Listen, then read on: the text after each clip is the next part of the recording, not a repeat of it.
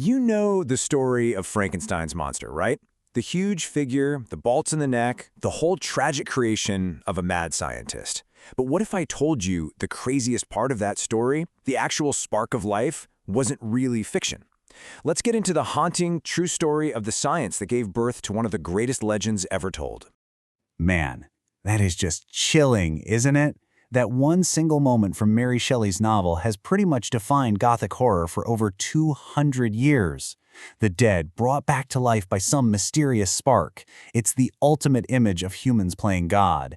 And right there, that's the big question. Because, when Mary Shelley was writing those words, the idea of using electricity to make a dead body move, well, that wasn't some fantasy. It was a terrifying public spectacle that was actually happening in theaters across Europe. So yeah, we all know the Hollywood monster. But to really get to the bottom of where this icon came from, we've got to look past the fiction and dig into the pretty horrifying reality that started it all. So let's step out of the novel for a minute and into the real world, into the laboratory of the actual mad scientist whose work totally blurred the line between morbid reality and myth.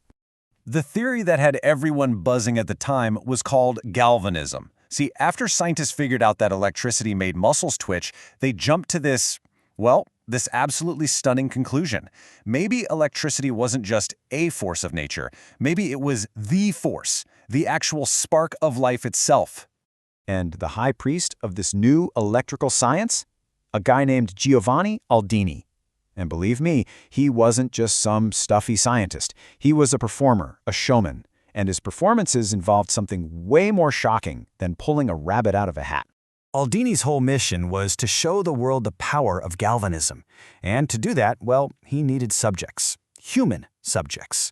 The only problem? They had to be dead first. But unlike the secretive Dr. Frankenstein hiding away in his lab, Aldini's stage was the public square. He did his experiments in front of packed audiences using the bodies of criminals who had just been executed. This wasn't some hidden science. This was morbid theater. So, let's just walk through his most infamous performance in London, step by step. The body of a man named George Forster is laid out. Aldini attaches his electrodes. He throws the switch, applying this massive jolt of electricity, and suddenly, the dead man's jaws starts to quiver. His face twists into a horrible grimace. And then, and this is the part that gets me, a single eye pops open, just staring out at the horrified crowd. It must have looked like something straight out of a nightmare. A waking nightmare. Sound familiar? That is exactly how Mary Shelley described the vision that gave her the idea for her novel. And as we're about to see, the link between Aldini's little show and her story is absolutely no coincidence. Okay, just look at this timeline. It really speaks for itself. Aldini's experiment blows everyone's minds in 1803. The story spreads like wildfire. 13 years later, a young Mary Shelley is stuck inside during this gloomy, miserable summer, and what are they all talking about? Galvanism. That very night, she has her vision of a reanimated corpse. 2 years after that, Frankenstein is published. The connection is it's undeniable. And this chart just hammers the point home. I mean, look at these parallels. The spark of being in the novel, that's Aldini's electric current. The creature's convulsive motion, that's a perfect description of the corpse's muscles contracting. And the most chilling detail of all, the creature's dull yellow eye opening, that is a direct echo of what witnesses saw happen to George Forster on that table in London. It's just wild. So, you see, Frankenstein's monster wasn't just born from a vivid imagination. It was literally assembled from the very real scientific anxieties of an era that was obsessed with that thin line between life and death. It really was a perfect storm. You had this totally captivating, kind of terrifying new science. You had a showman like Aldini turning it all into a public horror show.